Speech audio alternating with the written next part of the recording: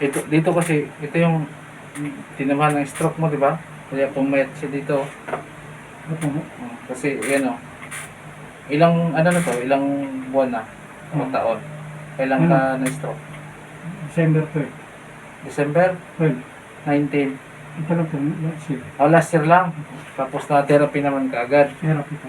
Yun. Ito yung kaganda sa na-therapy agad. Kasi, luluwag talaga agad. Relax lang.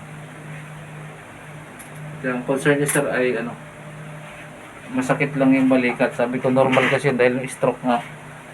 So masakit talaga lang dito. Sige, angat mo sir. Tanda. Ito. Yan. Yan. Tama? Ito yung sa masakit. Yan. Ito siya. Dito sa gilid. Dito kasi puwersa eh. Yan. Relax lang. So, tuloy-tuloy lang yung ano, yung maintenance mo. Tuloy-tuloy lang kasi kailangan yan. Tapos pa-check up ka rin. Yan o.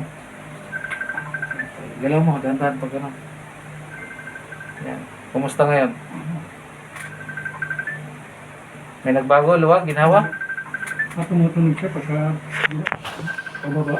Tapos pero yung ano, angat ka, guminhawa, lumuwag. Sige, Ginawa na. sige, angat. Yan, maluwag na. Opo. Okay.